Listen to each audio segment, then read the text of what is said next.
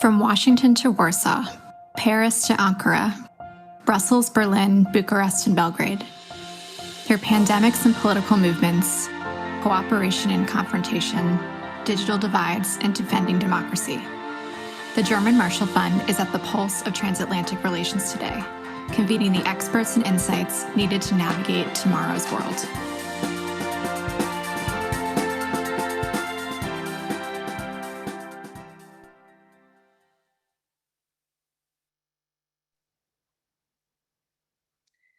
Hello, a warm virtual welcome to all of you. My name is Suda David Wilp, and on behalf of the German Marshall Fund, I'd like to welcome you all to our first Transatlantic Tuesday of 2021. It's been now a week, almost a week, with the new administration, the Biden administration, and we're here to kick off our Transatlantic Tuesday series this year regarding the Biden administration, and specifically how foreign policy and middle class are two themes that are actually going to be interlinked for this administration.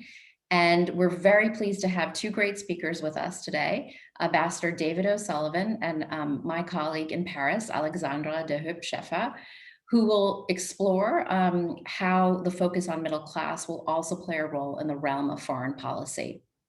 But before I give the floor to Alexandra, I'd like to take a quick moment to thank our supporters of this Transatlantic Tuesday series, Google, Bayer, and Deloitte, and also to give you a quick rundown of how we're going to approach the Q&A today. Please use the Q&A box at the bottom of your screen, and Alexandra will get those questions queued up, and she will call on you after having a quick conversation with Ambassador O'Sullivan. So Alexandra, the floor is yours. Thank you. Thank you very much, Suda. It's a pleasure to be able to kick off this series in 2021, especially with a good GMF friend, David O'Sullivan. GMF is in fact well positioned to address this issue of the interdependency between foreign and domestic policies in the United States.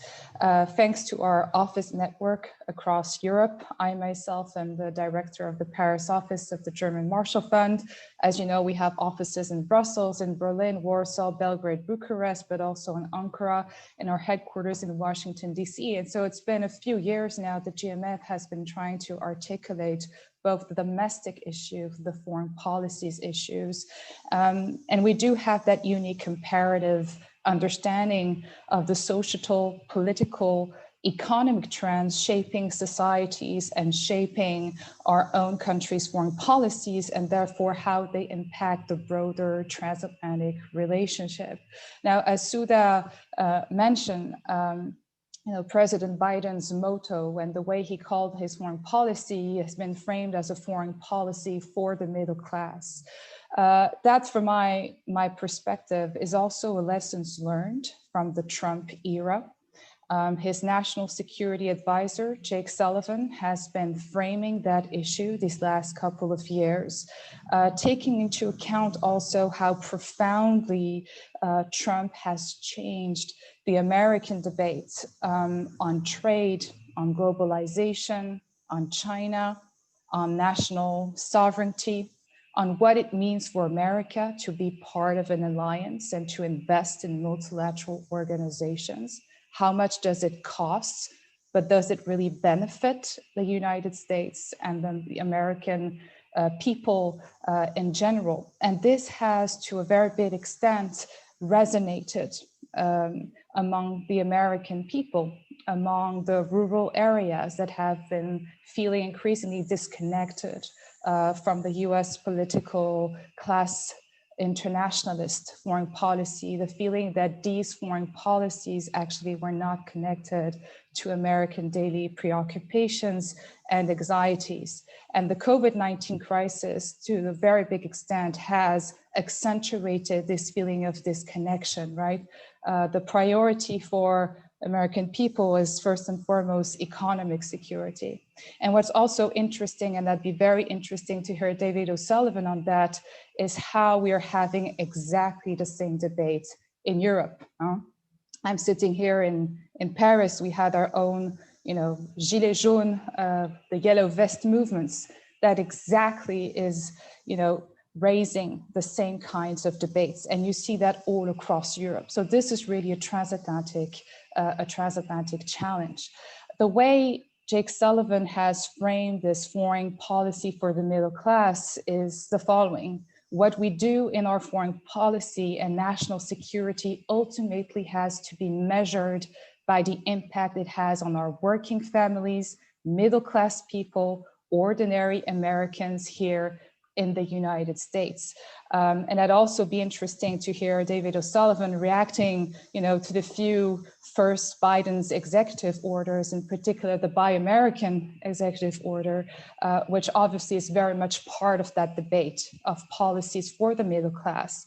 But that might also increase tensions that already exist with the United States' closest trading partners, Canada, but also us Europeans. So to discuss all of these issues and much more, we're very happy to have you, Ambassador David O'Sullivan, to kick up this conversation, and we also look forward to the Q&A part. And please, I tell to our different participants who are listening to us, you can already put your questions as we are speaking. David O'Sullivan, as you know, served as ambassador of the European Union delegation to the United States from November 2014 until February 2019. Prior to his appointment as ambassador, he was the chief operating officer of the European External Action Service. And previously, he has held a number of senior positions within the European Commission. And in November 2019, he joined the Brussels office of the law firm of Step2 and Johnson LLP as a senior counselor. David, thank you very much for joining us today. We're very eager to listen to your remarks and then have a conversation with you. So David, the virtual floor is yours. Well, thank you very much, Alexandra, and thank you very much to the German Marshall Fund for giving me this opportunity. I mean, it's a fantastic topic. There's a lot to talk about, and you've done a great job in framing the discussion, because I think you're absolutely right. We have on both sides of the Atlantic a certain disillusion with the political and economic system, driven, I think, mainly by a rising inequality. Perhaps greater in the US than in Europe. And again, that varies between member state to member state within the European Union. But still a very prevalent feeling that somehow the system is not quite delivering for people. And very often the blame is put on internationalization, on globalization, and by inference also on foreign policy. I think in the United States in particular, of course, you have a great fatigue in the body politic from the endless wars after 9/11 of Afghanistan and then Iraq, the large amounts of money and blood and treasure and lives lost in those battles, which I think led many American people to feel, maybe we're spending too much time looking after the rest of the world. Maybe we need to look after ourselves as a greater priority. And I think that was, among other things, the mood that President Trump was able to tap into.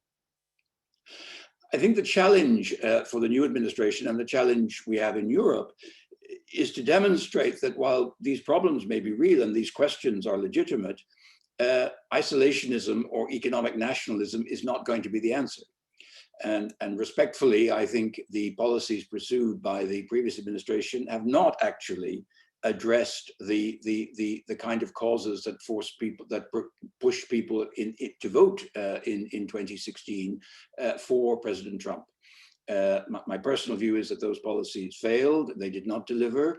And I think they did not deliver because they didn't address the fundamental issues which were at stake. I hope that with the new administration, a slightly different approach can be taken, though we will have to recognize that indeed this administration will also be putting a very high priority on domestic issues and on improving the lives of ordinary Americans, of working people. Just as in Europe, we're going to have to address the same issue. And of course, we can't have this conversation without immediately talking about the pandemic, which casts a very long shadow and will continue, unfortunately, to cast a long shadow over both our economies and our societies. Of course, a public health problem, a serious public health problem, people losing lives, people our healthcare systems being overwhelmed, and also an economic problem which may be with us for even longer. I noticed the IMF today said that they think China and the US will bounce back more quickly from this than Europe. Not entirely surprising. China, because they've been able to manage the thing better than the rest of us have. We've been less badly affected by lockdowns. The US, because it is generally speaking a more flexible economy that sort of goes up and goes down more quickly. In Europe, the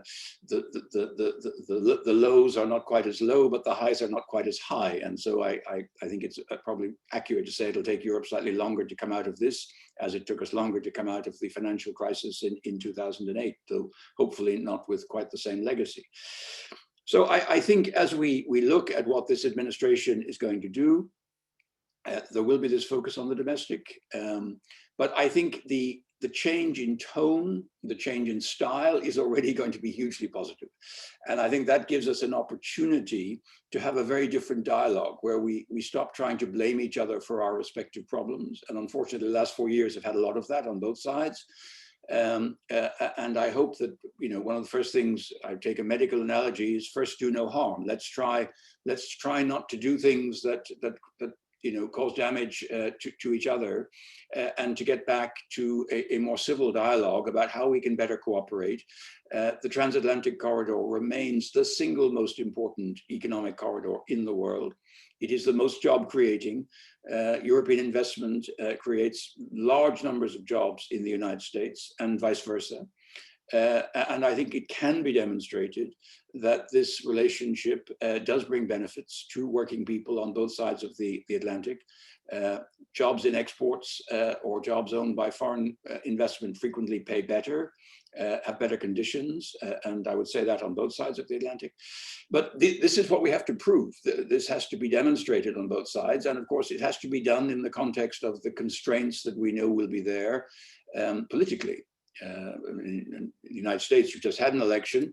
In Europe, we're always about to have another election somewhere. We've got Germany coming up this year, France next year, and in between there will be, you know, we've just had a political crisis in Italy, maybe not an election, but so we're always having some domestic political discussion across the European Union, and you have to take that into account as well, because this is a political reality.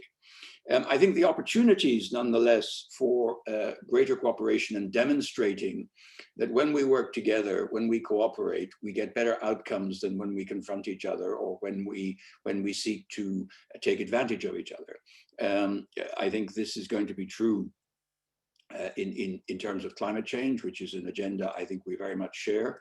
The transformation of our economies on both sides of the Atlantic away from carbon-focused and fossil fuel to renewables and to more sustainable forms of development is going to be absolutely critical. And this is a major gamble on both sides of the Atlantic, that the future is green. I happen to think that's true, but we're going to have to demonstrate that, because there will be winners and losers, and we will have resistance from some people who will feel that this is not necessarily going to serve their best interests. We have the issue of trade, where I'd love to see us take some of the confrontational issues out of the debate, at least in a first phase. We appreciate that this is not maybe going to be an immediate priority for this administration. I think President Biden has been very clear about that. He first wants to address American workers and American working people before he starts to address the trade side. But on the other hand, improving their situation is going to involve perhaps doing some trade stuff, such as perhaps removing the steel and aluminium tariffs on European exports, which have actually been relatively counterproductive for the United States, addressing the Airbus-Boeing issue, which I think is ripe for some kind of regulation.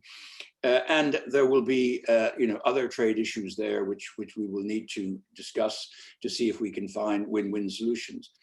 We have the tech issue, of course, the digital sales tax, which is going to be a major confrontation potentially, but where we have the opportunity through the discussions in the OECD to find, again, a win-win solution, which stops this necessarily being a confrontational issue. We have the issue of tech regulation.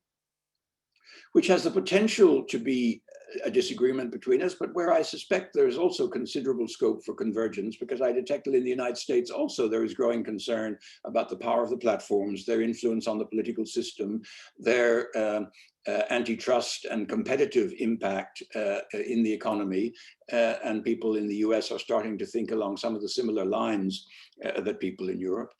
And of course, finally, we have the question of China and how we address the very real issues we have with China, but in a way that is, I would say, more conducive to finding solutions than perhaps has been the case until now, because I'm not sure that a confrontation between the West and China is going to lead us anywhere. I noticed that Chancellor Merkel said that today in the virtual Davos. I very much agree that we have to have a dual approach to China, as we once talked about having a dual approach to Russia, namely an approach which is willing to confront on those areas where we're not happy, and that's particularly true in the economic area, the massive overinvestment in China, the state interference, the forced technology transfer, the anti-competitive behavior, the human rights issues, Hong Kong and so forth, but at the same time, which seeks engagement, which seeks to find some common ground with China in those areas where we need cooperation. Climate change is clearly one. We've got COP26 coming up in the UK at the end of, in the autumn. How are we going to make a success of that without a constructive engagement from China? And that's just one illustration of the dilemma we face in how to get that balance right. And I hope we can have a really good discussion between the Europeans and this administration about how we manage that situation, which is not simple, but where ultimately we have to address the things we are not happy with. But on the other hand, we have to be willing to find ways of cooperating and working together, because decoupling from China, in my view, is not an option. China could probably decouple from the West more quickly than we could decouple from China. So, okay, we have serious economic challenges with China. We've already worked a bit with that, even with the outgoing administration on subsidies, and with trilaterally with Japan, the US and the EU. Let's indeed build some alliances with like-minded countries to address some of these issues, but let's not create a new confrontation which is binary, if you like, and try to work both tracks. So I think those are the kind of issues we're going to have to deal with. There are going to be problems. Let's face it, you just mentioned one. I perfectly understand why this administration says, right, we're going to have a big infrastructure investment and we're going to have Buy America. But you can imagine how that's perceived in Europe. Public procurement, the closed nature of American public procurement is already a big issue. On the EU side, we feel that, say, about China. We think the Chinese have a closed public procurement system. So, we're going to have to manage those differences. And I think, honestly, Alexandra, I think that'll be my last comment, we are not going to solve all the problems. And I think the most important thing is that we relativize the differences and the disagreements in a way that does not preclude us from cooperating in important areas where we can make progress and we can deliver, which is the acid test on both sides of the Atlantic, better outcomes for all our people, economically and socially. Thank you very much, David. And I've also noticed that, the European vocabulary is very similar sometimes to the American way of framing things, since, we'll be hosting next week the executive VP for the what was it called in the European Commission for the work to make work better for the people. Yes. And so I'm also very intrigued by the way we both Americans and Europeans seem to frame things in a very similar way, but I already have tons of really, really excellent questions. So what I suggest is that I try to regroup some of the similar questions I have here, but I think the first one from Joseph Bosco is really excellent, because it really feeds into what you just said, which is there a danger that foreign policy for the middle class will focus too much on short-term economic interests and sacrifice long-term economic interest and fundamental values questions. Isn't that the challenge some European leaders are presently failing to address with China? What do you think, David? Well, I mean, I think I understand the point behind the question, and probably referring to the comprehensive agreement on investment, yep, which we have not signed, but which we politically agreed with China just before Christmas. I think we cannot avoid the reality of the economic interdependence of all of us also with China. China is going to be a major part of the global economy in the 21st century, and that is just a fact. And I think we have to deal with that. We have to, you know, we cannot flip a switch that eliminates that.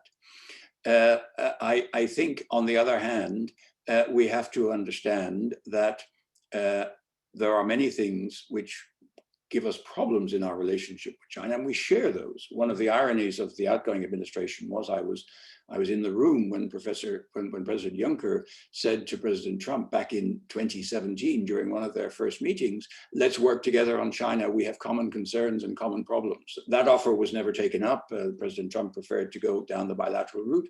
But I think we do have a similar analysis of some of the issues that need to be addressed. I think what we have to avoid, however, is fueling in the public mind the notion that China is only an adversary. In our communication in 2019, or the European Union communication, we said, you know, it is a competitor, a partner, and a rival. And it's those three things simultaneously. And that's what we have to manage. Right. And the other related question is some sort of trade agreement possible, some kind of TTIP light or not at all? Would that TTIP light include some tech regulation, for example?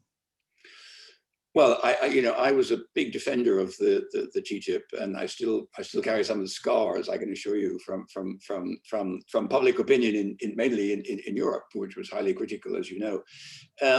I don't think anyone wants to go back there. I don't think we're looking at a TTIP 2.0 or even a TTIP light.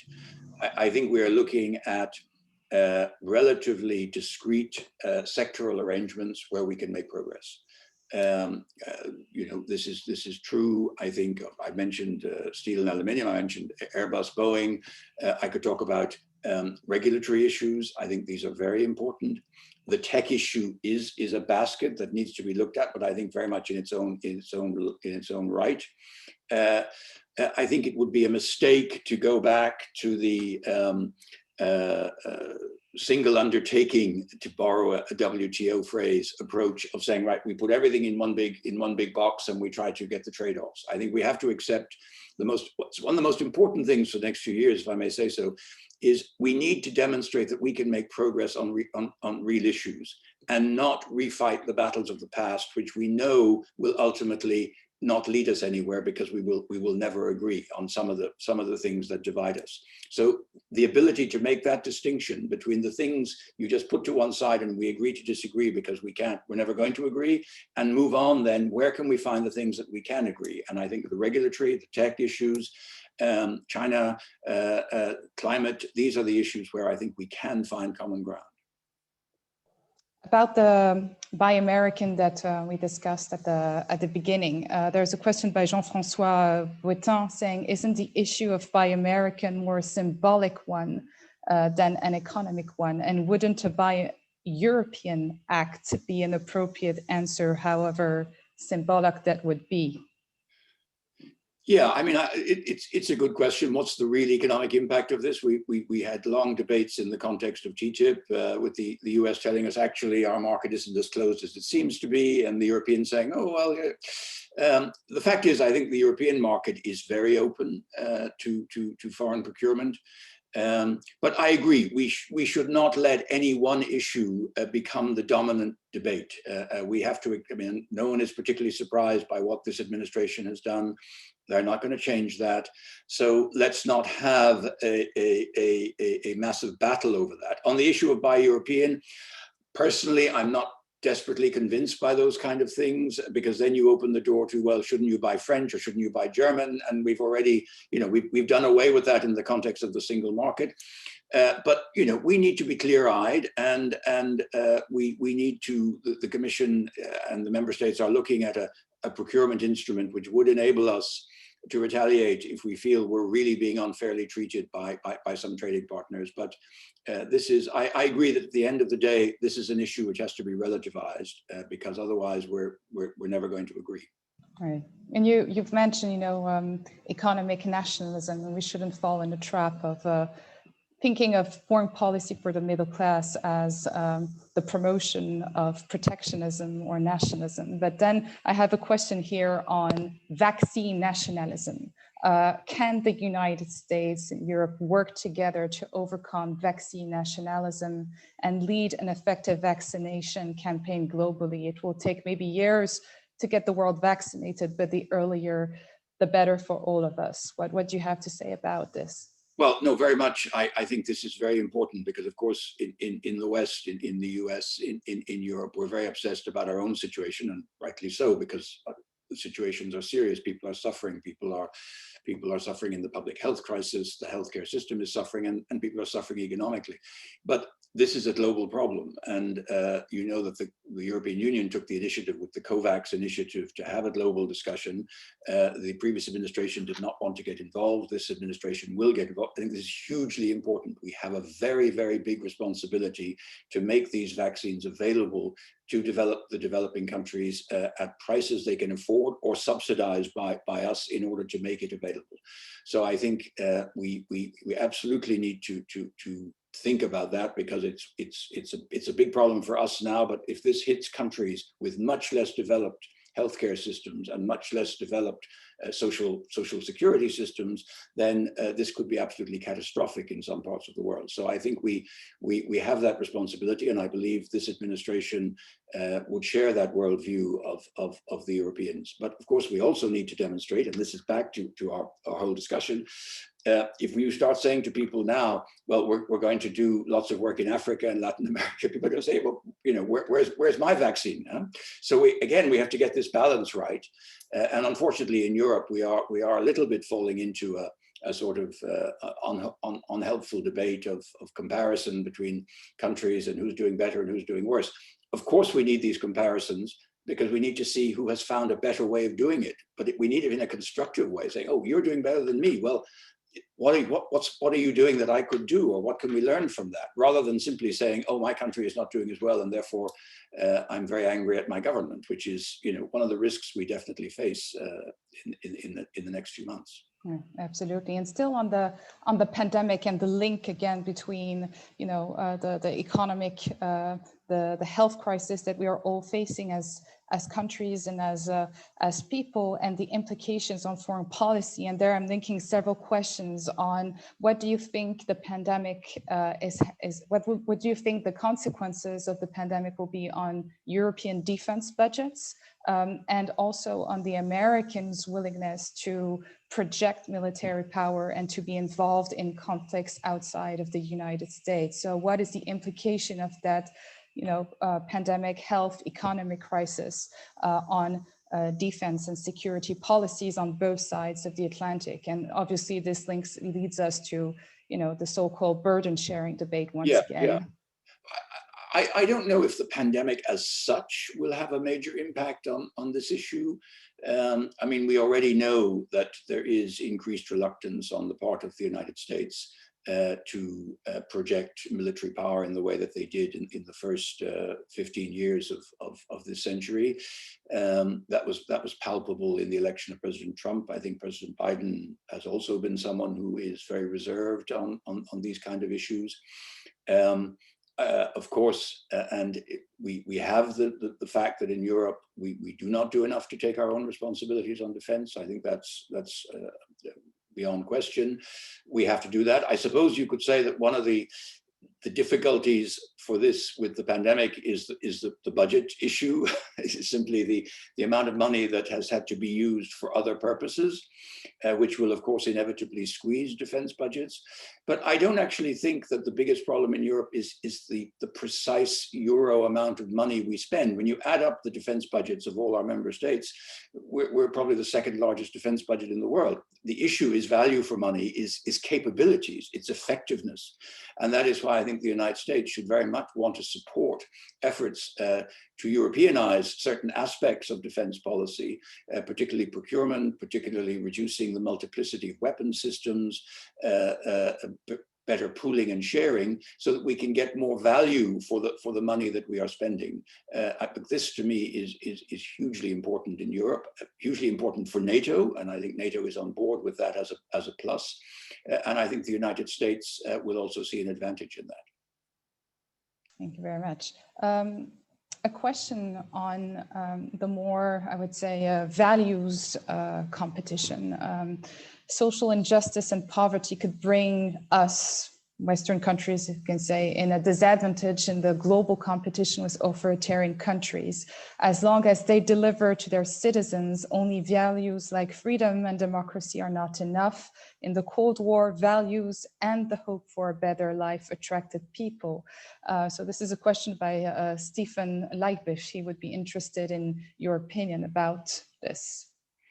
I think it's a very good question, and I think that the pandemic, certainly the fact that we in the West, if I can use that term generally, have not managed this as well as some of the Asian countries, as well as say China has.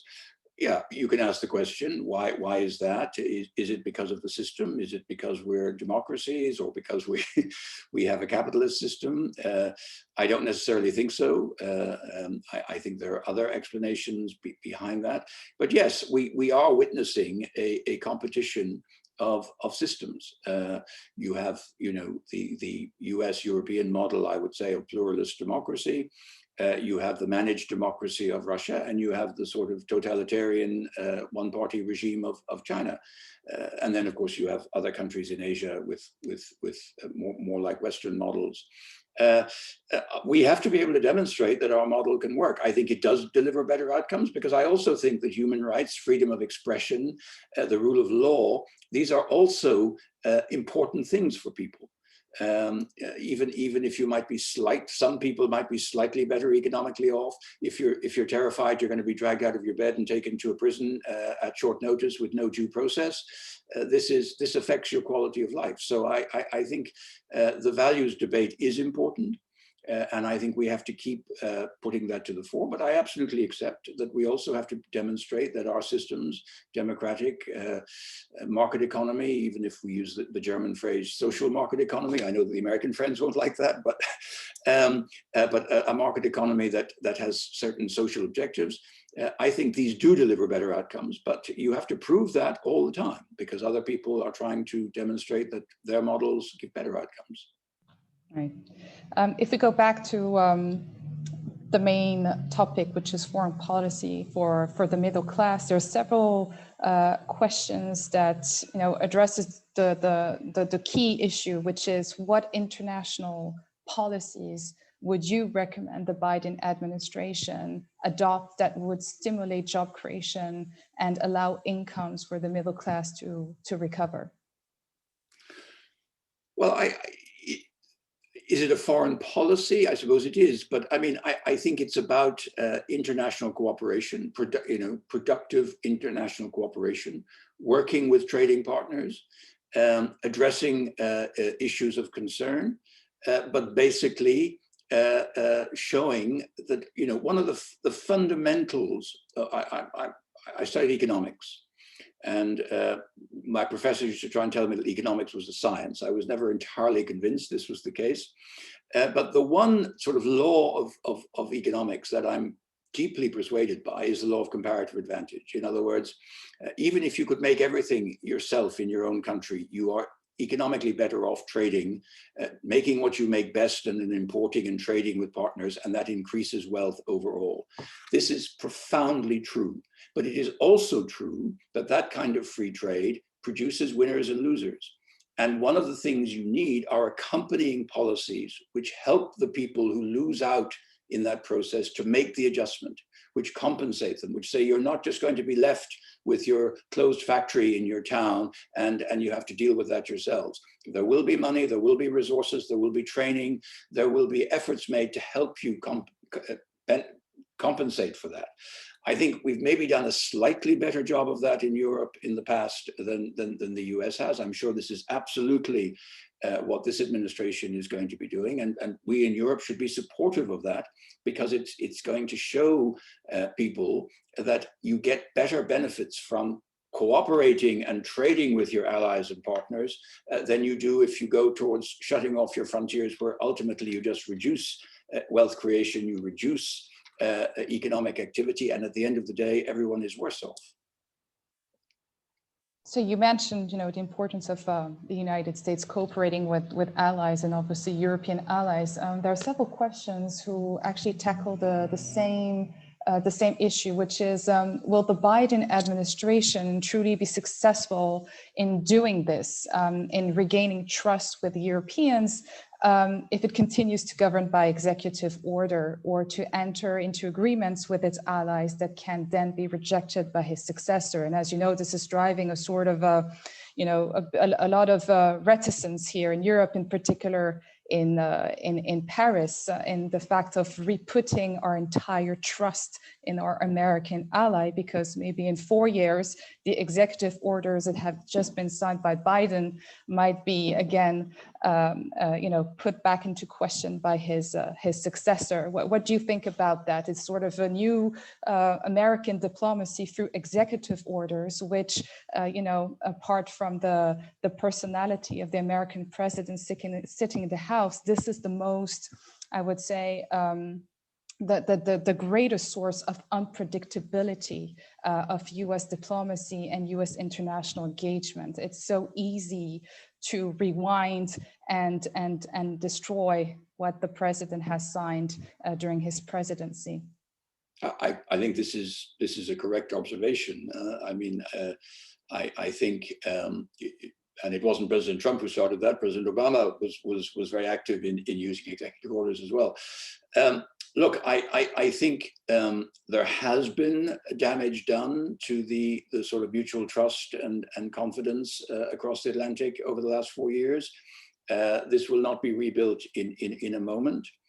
And people are thinking, what happens in 2024? It may seem a long way away. We've only just had the inauguration, but yes, people are saying, well, we don't know exactly what could happen. But I think from a European perspective, to be very frank, we have to help this administration have a success.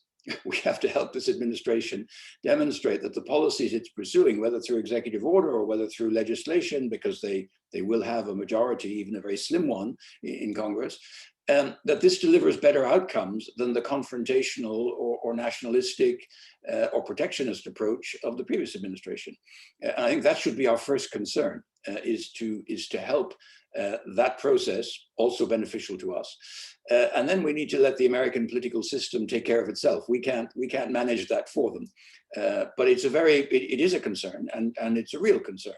And at some point, maybe the American democratic system has to think a bit about this. But we know they're, sufficient for the day, the evil thereof. Let's let this administration come to grips with what they believe they have to do to have a positive impact for the economy and for the middle class as quickly as possible. And I understand that that's ultimately their key objective. I have a few questions as well on the issue of polarization, because obviously that's also a domestic issue, not just unique to the United States, but also in our different political systems here in Europe as well. And so the several questions to say, how do you think the increased polarization can be addressed through foreign policy initiatives? I we're putting a lot of, heavy lifting on the word foreign policy. I think we can cooperate more closely, particularly across the Atlantic, on addressing this issue of disinformation, of the pernicious impact of certain types of social media. I mean, I think this has been shown to be extremely divisive. It's not the only driver. I mean, there are also real drivers of people's, beliefs and people's convictions. But undoubtedly, this has made the situation even more polarized. And I think we can have good conversations across the Atlantic on how we can better address these issues. What is the best way of better regulating some of this stuff, recognizing that you have the First Amendment in the United States and we have a slightly different way of doing things in Europe. And we know that, of course, some of this disinformation comes from state actors, elsewhere, Russia in particular, but that, this is now a new fact of international life, is the interconnectedness of the extent to which we are interconnected exposes us also then to the risk of clever people from outside being able to influence the political process. And again, my own view is that the best way is resilience, is information, is education, is transparency. Explaining to people how things work and what President Biden said very eloquently in his inauguration speech. Facts are facts. The truth is the truth, and I think this is something that we cannot emphasize enough. There may be different opinions, but there are not dramatically opposed facts which can both be true at the same time. Right, and very closely linked to what you just said, the Summit for Democracies, that Biden wants to convene during his first year of presidency. What do you think of this this idea? There is a sort of a split reaction here in Europe. Some say it's a great idea. We need to tackle the issue of the declining democratic values on both sides of the Atlantic. We need to do that together with our American partners. Others say it's not the right moment to do it. How do you feel about this this summit for democracies? Is it the right format to address these types of issues? I honestly, I don't know if the format is perhaps something to be discussed, and what I think would be unfortunate is if in any way this seeks to divide the world into good countries and bad countries. I mean, the fact is, there are lots of countries that are not democratic. We might want them to move in that direction at some point, but we're not in the business of trying to force regime change or drive everyone in the same direction. On the other hand, we have the shared values of a commitment to democracy, the rule of law, human rights. We should be able to share that and celebrate that with the countries that do so, but not in a way which is threatening to people who have made, in some cases, other choices. Obviously, those choices were not always freely chosen by the people, but they are the systems that are there. And the idea that there would be a massive movement by any group of democratic countries to promote regime change all over the world would be hugely destabilizing, right? So I as long as we stay clear of any notion of that, I think the idea of getting democracies together to share our values, to discuss how we better explain and protect those fundamental democratic values is a good initiative. We will end on that powerful statement, David. Thank you so much. I truly enjoyed having this conversation with you, and we had a lot of excellent questions. But thank you for everyone for participating so actively in the discussion. This is the end of the event, but not the end of the conversation. And obviously, GMF will continue, to play an important role in this debate about linking domestic politics and more broader international foreign policy issues. David, thank you so much for sharing your thoughts and your insights. I think you've raised a lot of important issues that we will certainly be thinking of intensively as we are beginning a new transatlantic era with a new American administration, and a lot of things to tackle, as you rightly said, so on many different issues as transatlantic partners. So David, thank you again very much. Thank you very much, and thank you to GMF. And thank you. Final note, I do think there's a huge opportunity here to reinvigorate the transatlantic relationship, and thanks to GMF for all they do and have done, including through the leaner years. And I'm cautiously optimistic that we're going to head into a better time. Thank you. Thank you very much, David. Thank you to everyone for your participation. Thank you to my colleague Suda in Berlin for hosting this event, and see you all very soon. Have a great evening or a great day. Thank you. Goodbye.